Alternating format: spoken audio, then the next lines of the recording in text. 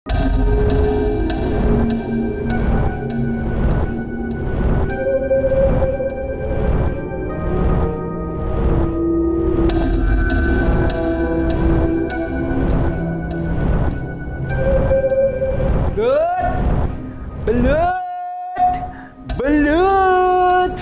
Ay, uy, mga kaka, nandiyan pala kayo.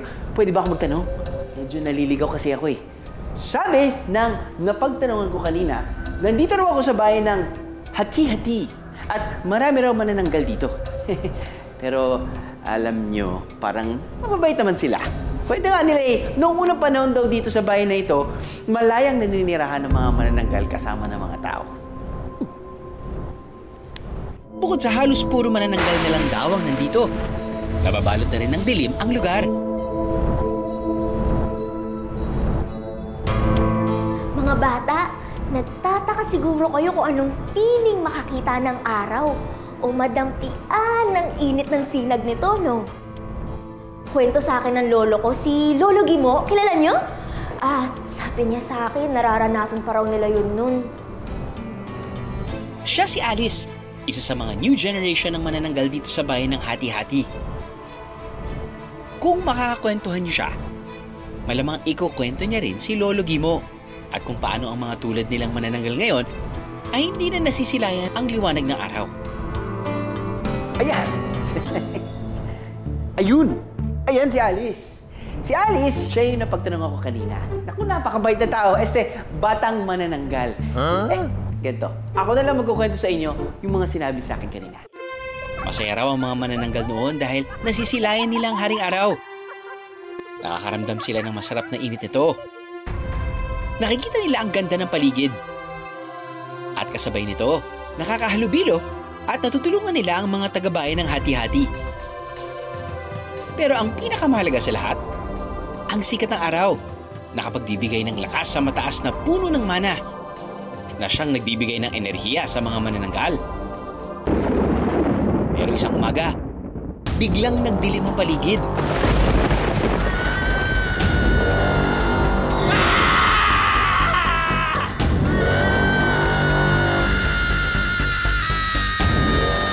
Anong ginagawa nyo? Di ba dapat tinatakot nyo ang mga tao? Bakit tinutulungan nyo sila? Nahihibang na ba kayo? Simula ngayon, hindi nyo na masisilayan ang araw o ang liwanag.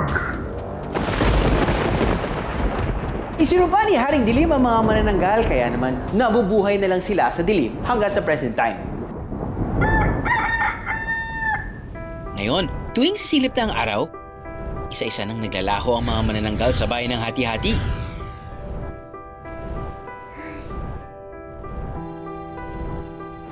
Pasikat na naman ang araw.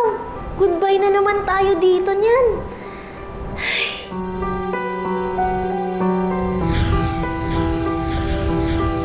Tila napupunta sila sa isang lugar na tanging dilim ang makikita at takot lang ang madarama.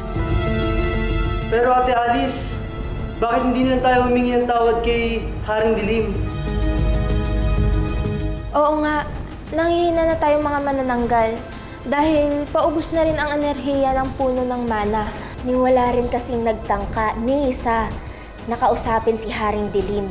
Dahil itsura pa lang nito, nakakatakot na. Kwento sa akin ni Lolo Gimo, hindi daw siya nakakaramdam ng takot. Kapag nakaramdam ng takot si Haring Dilim, doon lang masisira ang sumpa ng mga manananggal. Si Alice, kahit kalahati, buo ang tapang na hinarap si Haring Dilim. Hanggang isang gabi, pagbalik nila sa bahay ng hati-hati. Pangako sa inyo, masisilayan natin muli ang maliwanag na sinag ng araw.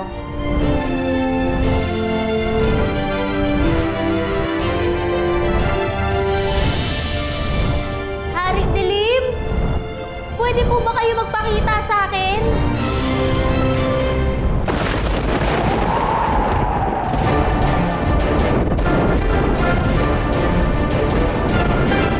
Sino ang nagtangkang tawagin ng pangalan ko? Ako po, si Alice. Haring Dilim.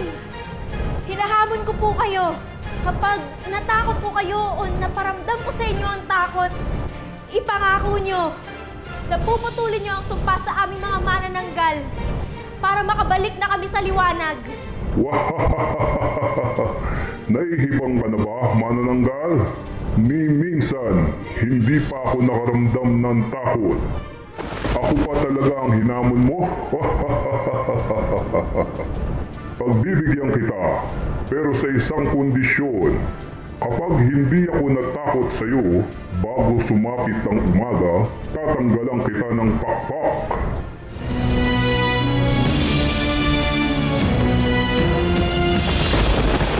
Pumapayag ako, Haring Dilim! Alas 6 na ng umaga sisikat ang araw. May buong gabi si Alice para takutin si Haring Dilim. Magawa nga kayang matakot ni Alice si Haring Dilim?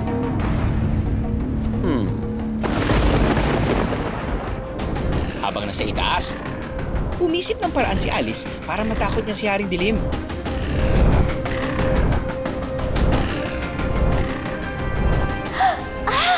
Alam ko na! Haring Dilim, pwede po ba kayong pumikit? Ha? Bakit? Sige ba? Sige, dumilat na lang po kayo kapag sinabi ko. Sige. Pwede na po kayo dumilat, Haring Dilim. Bulaga! Ha? Ano bang ginagawa mo, manananggal? Paano? Di bale na lang po. Paano di siya natakot? Kapag ginugulat ko yung mga kaibigan ko, natatakot sila. Hindi man lang siya natinag.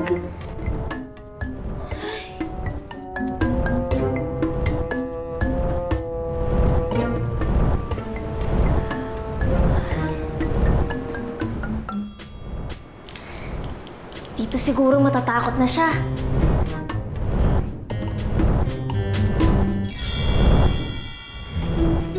Haring Dilim! Para sa'yo to! Ano na naman yan, manananggal? Hindi mo ako matatakot ng apoy. Kahit magdamag pa tayo rito, hindi mo ako matatakot, manananggal. Kaya humanda ka na, dahil mawawala na ang pakpak mo. Ipis! Haring Dilim! May lumilipad na ipis! Ha? Ipis? Ipis nga! Ipis lang naman. Sino bang matatakot pa dyan? Alice, kaya mo yan! Mukhang hindi talaga tatalab ang mga plano ko. Paano na to? Naku, mag-isip ka, Alice, mag-isip ka.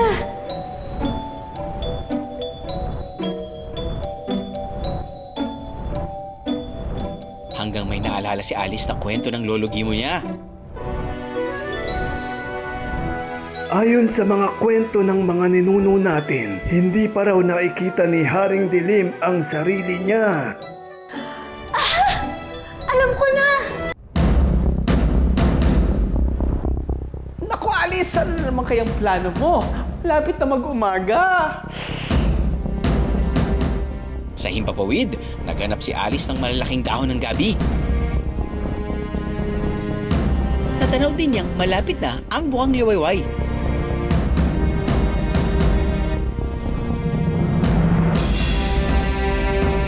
Isa-isa na rin naglalaho ang mga kapwa niyang manananggal na sumusubaybay sa kanya. Sa ere, nahanap ni Alice ang dahon ng gabi na kailangan niya.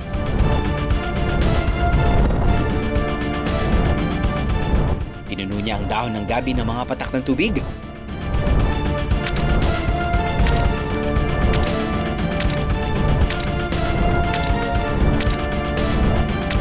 Saka dali-dali niyang dinala ito kay Haring Dilim.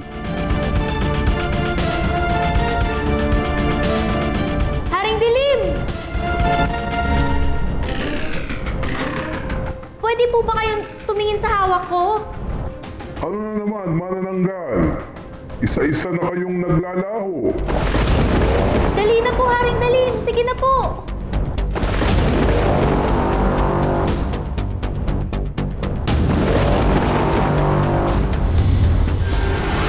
Sino yan? Nakakatakot na may tsura! Ah! Ah! Wah! Ah!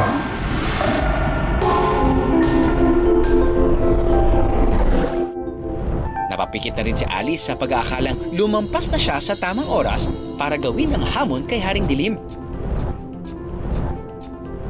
Ate Alice, idilat mo mga mata mo! Alice!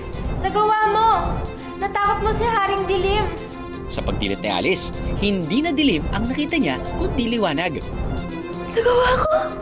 Nagawa ko!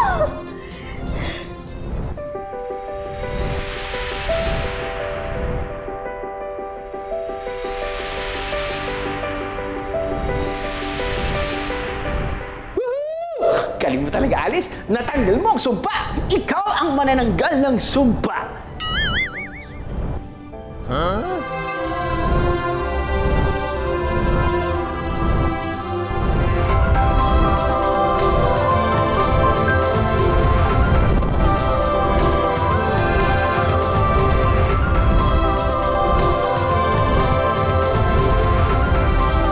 Dahil sa kabayanihang ipinamalas si Alice, muling nanumbalik ang lakas ng mga manananggal.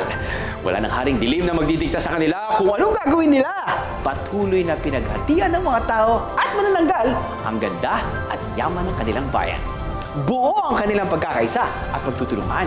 At masaya silang naninirahan dito, buo man o kalahati. Mula araw hanggang gabi. Pow!